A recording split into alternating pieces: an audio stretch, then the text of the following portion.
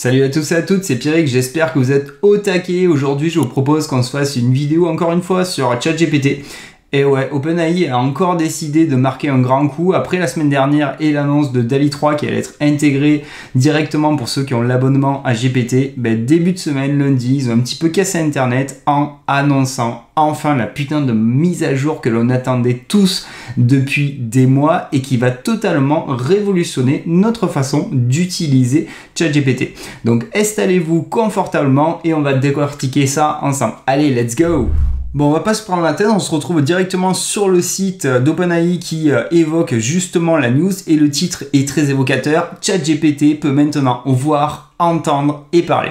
Donc on avait déjà vu des exemples il y a pas mal de mois, bien avant l'été, où on nous montrait des fonctionnalités de fou. D'ailleurs, beaucoup de personnes qui étaient abonnées étaient un petit peu déçues car on ne les avait pas encore. Mais là, ça arrive et quand je dis ça arrive, c'est vraiment dans les 2 semaines à venir, il y en a déjà qui ont accès à ces différentes fonctionnalités.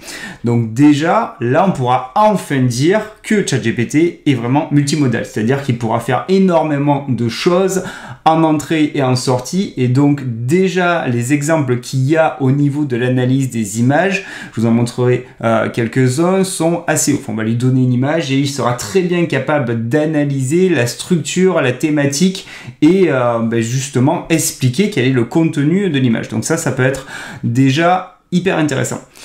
Ensuite, là où ça va être aussi hyper intéressant, c'est que maintenant, imaginez si vous utilisez Siri, Alexa, imaginez ça avec derrière l'intelligence de ChatGPT. C'est-à-dire que maintenant, on aura la possibilité de nous directement parler à l'audio. Donc en termes d'expérience utilisateur et d'accessibilité, c'est vraiment génial. Ça va faire gagner énormément de temps.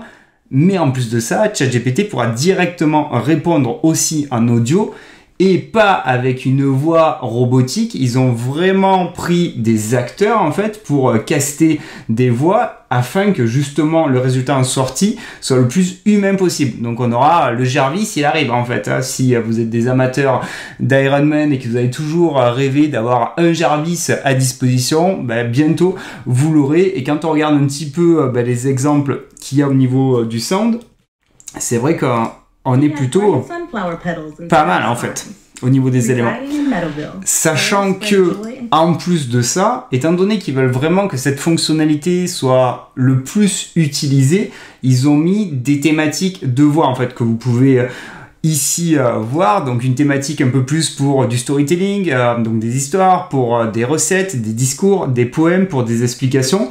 Et donc il donne l'exemple, par exemple, le soir vous avez un enfant et au lieu de prendre un livre et de lire le livre directement à haute voix, vous restez avec votre enfant et vous demandez justement à ChatGPT de vous inventer une histoire, ou très bien de vous raconter une histoire existante parmi les contes les plus connus et reconnus.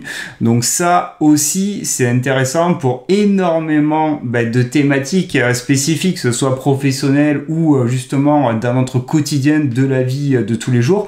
Ça va nous permettre d'aller, comme je dis, beaucoup plus vite, parce que là, ça va être du one-on-one. Donc imaginez quand vous faites, je sais pas si vous avez déjà utilisé très souvent ChatGPT pour faire des sessions de brainstorming, d'idéation, donc à la main, quand c'est tapé, quand c'est le reprendre, c'est un petit peu long. Là, ça va vraiment être une discussion. On parle, bim, il répond, on lui dira non, mais là, je préfère aller plutôt vers cette thématique-là, on va développer ça, ok, il répond. Donc là, je trouve qu'on va commencer à vraiment avoir quelque chose qui est hyper viable et qui est plutôt très très fort et qui peut faire aussi potentiellement très mal à la concurrence. Ensuite, ce qui est intéressant, c'est aussi le fait de l'analyse des images, où on va lui donner des images en entrée et on va pouvoir lui poser des questions. Donc bon, en paradis, on revoit souvent l'exemple, mais il me fait pas rêver cet exemple. Tu prends ton frigo en photo et tu vas lui dire bon, qu'est-ce que je peux faire avec?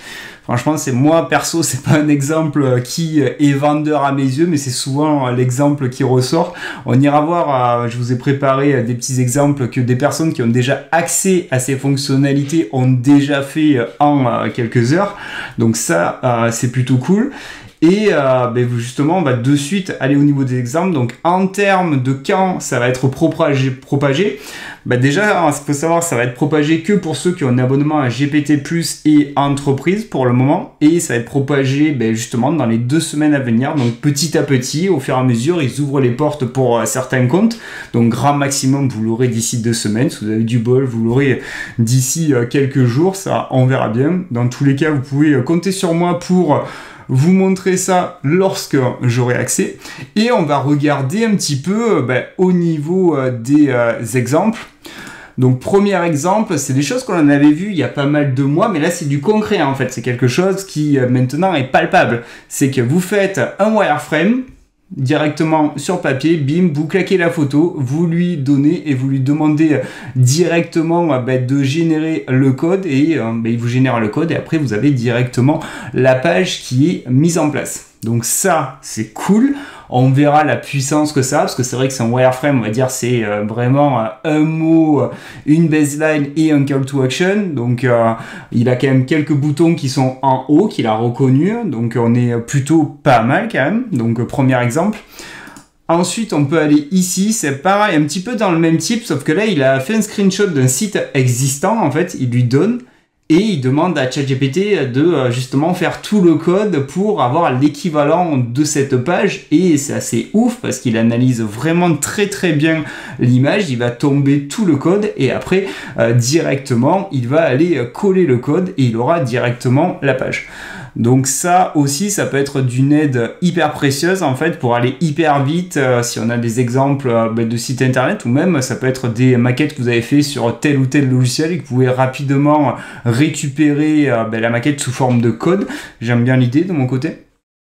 Ensuite, on peut aller ici. Donc ici, ça montre vraiment donc une image qui a des similitudes, mais qui a aussi pas mal de différences qui sont très subtiles. En fait, les différences, c'est subtil pour un être humain et justement, il veut tester pour voir si l'IA est capable de bien expliquer les différentes vignettes. Et c'est assez ouf. Gardez le nom en tête si vous voulez voir dans les détails les réponses. Elle arrive vraiment à bien capter tout ce qu'il y a dans les images et à bien analyser le contenu et le pourquoi du comment de la thématique de l'image. Donc ça, c'est aussi très très fort. Je pensais pas que l'analyse des médias serait déjà aussi fort. Donc ils ont bien fait en fait d'attendre, de les propager que maintenant, car je pense que le machine learning a bien fait le taf, vu déjà tous les petits exemples qu'on est en train de voir et qui ouvre des perspectives hyper intéressantes pour notre utilisation de ChatGPT. Ensuite, ici, c'est une personne qui, justement, à partir d'un fichier Figma, demande à ChatGPT de transformer ça directement en React.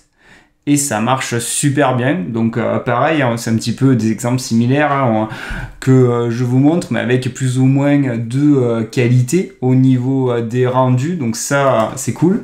Et celui-là, pareil, une analyse d'une image d'un vieux livre. Et quand on voit qu'est-ce qu'il est capable de dire par rapport au livre, il tape totalement dans le mille. Donc là, comme je vous dis, entre le fait de pouvoir directement discuter avec ChatGPT, le fait de pouvoir avoir une réponse qui va être aussi vocale à l'audio, il va vous répondre. Donc déjà, c'est vraiment énorme. Et en plus de ça, vous rajoutez l'analyse des images qui a l'air d'une puissance de folie. Mais quand je dis de folie, ça a l'air vraiment un banger monumental. Je pense que si à ce jour, parmi vous, il n'y a personne qui a aucun abonnement à une IA, c'est-à-dire des IA génératives de texte ou d'images, qui a vraiment pas d'abonnement lié aux IA, là, franchement, avec l'arrivée de DALL-E 3, qui arrive incessamment sous peu, avec l'arrivée de tous ces trois éléments, c'est-à-dire le fait que ChatGPT peut voir, entendre et parler, là, la question ne se pose plus. Prenez directement l'abonnement à ChatGPT. Pour 20 balles par mois, vous avez un générateur d'images qui est plutôt pas dégueu, donc DALL-E 3.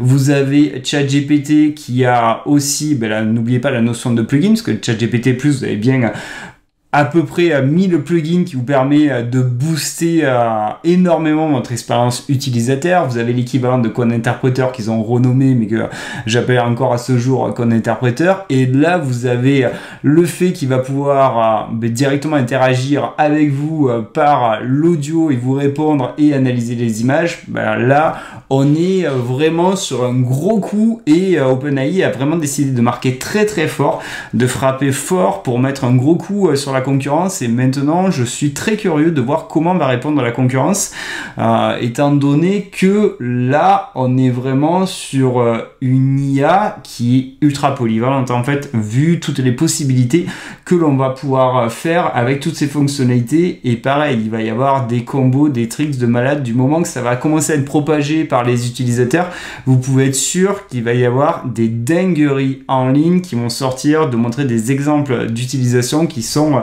des bangers total.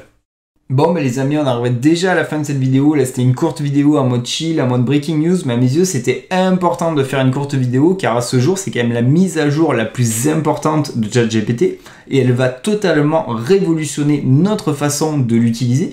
N'oubliez pas, dites-vous, vous allez avoir une sorte de Jarvis à votre propre disposition qui est assez ouf. Donc là, moi je serais curieux de voir vos avis. Est-ce que vous êtes hypé ou pas? Donc il faut aussi voir le pour et le contre en fait. Il n'y a pas que du positif. N'oubliez pas qu'il y a des personnes qui sont fragiles psychologiquement et qui utilisent ces types d'IA génératifs de texte pour avoir des sortes de compagnons virtuels. Mais là maintenant, dites-vous que le compagnon virtuel, il va pas répondre en mode chatbot. Il va répondre avec une voix humaine en fait. Donc il peut y avoir aussi des problèmes par rapport à cela. D'ailleurs, OpenAI est très bien conscient des défis éthiques que peut avoir toutes ces nouvelles fonctionnalités. Par exemple, au niveau des images, quand ils évoquent le machine learning, ils disent que très bien, au niveau de l'analyse fera tout pour respecter la vie privée des personnes et ne fera pas des déclarations directes sur les personnes qui verraient au niveau des images. Ça me paraît un petit peu de toute façon normal, j'ai envie de dire. Donc dans tous les cas, si vous avez aimé cette vidéo, faites-moi exploser les likes. Si vous voulez pas louper aucune autre des prochaines vidéos, vous savez où cliquer, le petit picto de la cloche là, comme ça vous êtes notifié. Et si vous aimez bien le travail que je mets en place, ça demande du temps, de l'investissement, et que vous voulez soutenir la chaîne, franchement c'est pas compliqué, tu vois, il y a un petit bouton, vous cliquez et ça fait toujours plaisir et c'est motivant pour la suite. Dans tous les cas, vous pouvez compter sur moi quand ça sortira pour vous montrer des exemples. Je sais très bien le premier exemple que je testerai lorsque ça sortira, je peux vous le dire. Je prendrai un screenshot d'un site internet, pas trop optimal, on va dire, ni trop dégueulasse, entre les deux.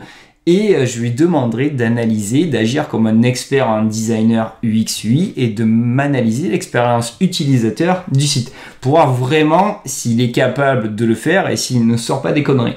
Car s'il est capable de le faire et si on est vraiment sur du contenu qui est viable, ça serait une dinguerie énormissime qui ferait gagner un temps fou pour optimiser l'expérience utilisateur des sites internet. De toute façon, ne vous inquiétez pas, vous pouvez compter sur moi pour vous montrer tout cela lorsque j'aurai enfin accès à ces différentes fonctionnalités. D'ici là, prenez bien soin de vous et moi je vous dis à bientôt pour de nouvelles aventures. Allez, salut, ciao, ciao!